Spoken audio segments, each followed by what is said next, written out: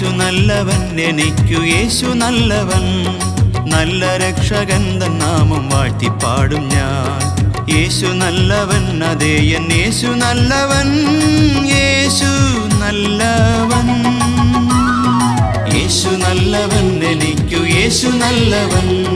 നല്ല രക്ഷകൻ തൻ குலத்தை காக்க வந்த மகாராஜனே, இந்த மானிடன் மேல் அன்பு வச்ச மகாதேவனே.